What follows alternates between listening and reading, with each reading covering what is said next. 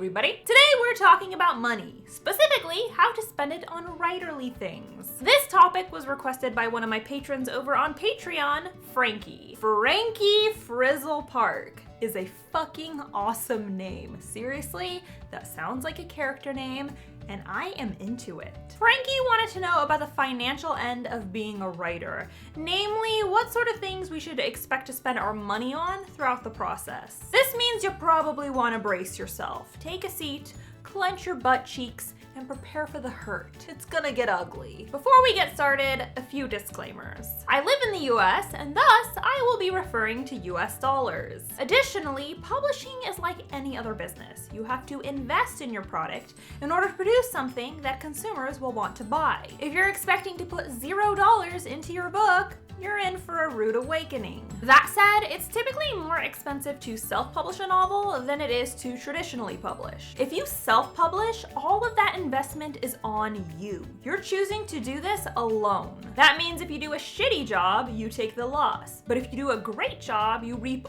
all of the rewards. If you go traditional, your publisher is going to pay for a chunk of the services that you require. In return, you are giving them a cut of your profits as well as a significant amount of control over your work.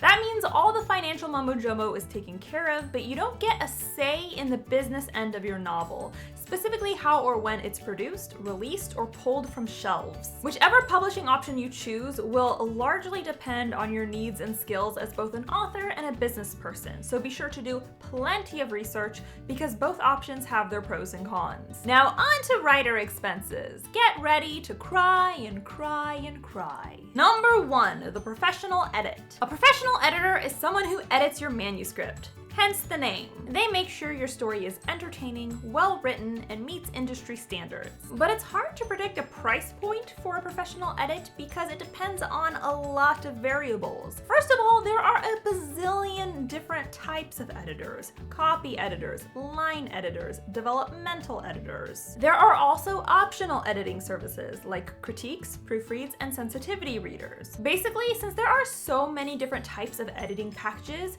it's not uncommon for a writer to hire more than one editor or an editor plus a relevant service. Additionally, editing rates vary depending on the level of the edit, the length of the manuscript, and the editor you're enlisting. The simplest way to create a ballpark figure is to go with the averages. From my experience, most editors charge between 1 to 3 cents per word. If you want to predict your editor budget, simply multiply your word count by 1 cent, then multiply your word count again by 3 cents. Your editor fee will most likely fall somewhere between those two figures. If you decide to hire a critique, proofreader, or sensitivity reader on top of an editor, their rates are typically 1 cent or less per word. As for who needs a professional editor, the answer is everyone.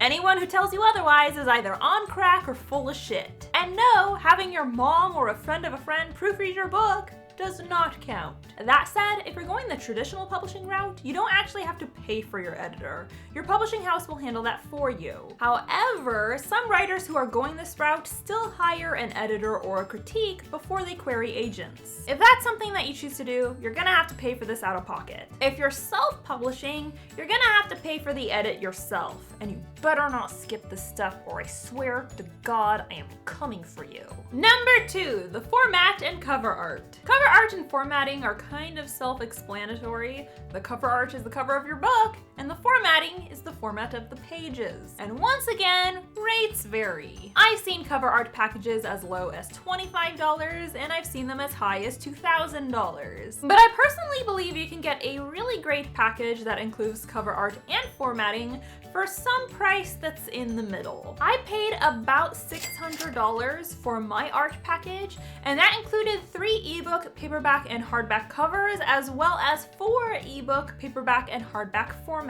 So who needs to hire a cover artist and formatter? If you're going the traditional route, this shit is gonna be handled by your publisher. But if you're self-publishing, this is all on you. Unless you're a professional graphic designer, you do not want to design the cover yourself, because readers do in fact judge books by their covers. Number 3, the copyright. Typically, you want to copyright your novel after it's fully edited and complete. If you're in the US, you can do this electronically by submitting a form online. It can take about 3 to 6 months to process, so it's slow as fuck. But on the plus side, it's super cheap. And electronic filing costs a whopping $35. Again, if you're going traditional, your publisher will take care of this, and if you're self-publishing, this is on you.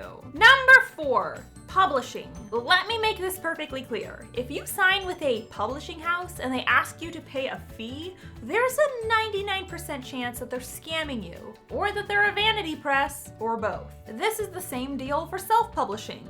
For the most part. There are a bunch of popular platforms for publishing ebooks, but to my knowledge, the 2 most popular platforms for publishing physical books are CreateSpace and IngramSpark. If you use CreateSpace, the process is free. There are no fees involved to publish. However, with IngramSpark, there is a $49 fee with every physical book and ebook duo. Additionally, if you push a book through for publication and then after the fact you realize, oh shit, I gotta fix something, that right there is a $25 fee. To my knowledge, no such fees exist on CreateSpace. However, IngramSpark has a lot more features, so it's kind of a give and take. Aside from that, the act of publishing on its own should not cost you a dime, no matter which route you take. Number 5, printing. This is a step that confuses a lot of people, especially when it comes to indie writers. There's this misconception that self-published writers pay to have their books printed and then just stockpile them in their home and distribute them to readers,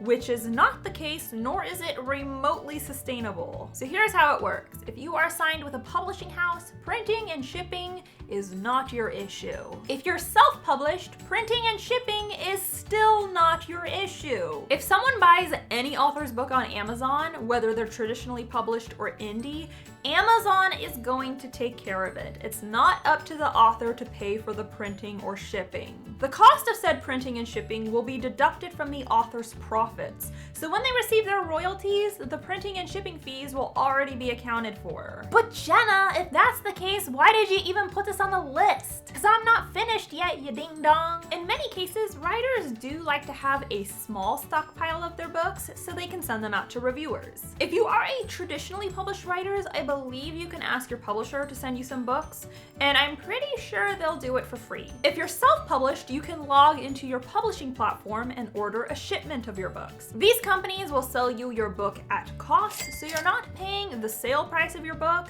you're paying the cost of printing plus shipping. And number 6, marketing. This right here is probably the greatest misconception about the publishing industry. If I go traditional, they'll handle my marketing for me. Think again, dummy. If you want to know how much marketing power you'll get from a publisher, answer this question. Are you a celebrity or a household name? If the answer is yes, oh my god, hi, welcome to my channel. If the answer is no, take whatever marketing power you're expecting and reduce it by 90%. Ta-da! Look, no matter which publishing option you choose, marketing by and large is gonna be on you. And the amount of money you spend on it is going to depend on your platform size, your needs, and your budget. Because of this, it's pretty much impossible to generate a one-size-fits-all marketing budget. Of all categories, this is the one that varies the most. A number of traditionally published authors have gone on record saying they reinvest their entire advance into marketing. That's tens of thousands of dollars spent exclusively on marketing. I also know many self-published authors who hire a marketing team or buy ads on social media. These methods can have great results, but as you can imagine, they're not cheap. This is why developing an author platform is so important. It's also why I created a Skillshare class on the topic, in case you didn't already know. When you have a large audience, you can do a lot of direct marketing straight from your platform, and it's free. Additionally, making connections with other writers, readers, and bookish folks significantly improves your reach while also reducing your potential marketing costs. These connections open you up to interviews, endorsements, and other ways to spread the word about your book. Basically, the more effort you put into your author platform, the greater marketing opportunities you'll have, and the less money you'll have to spend in this area. I haven't spent thousands of dollars on marketing, but that doesn't mean you won't need a marketing budget, because you will. You're just gonna have to do a lot of research in regard to marketing techniques, figure out which ones work best for you, how much they cost, and what you can afford. So that's all I got for you today. A huge thank you to Frankie for suggesting this topic. If you'd like the chance to have a video dedicated to you, check me out on Patreon. I've got the link listed below. On Wednesday, I'm coming out with a big surprise. It might be giveaway related, so be there.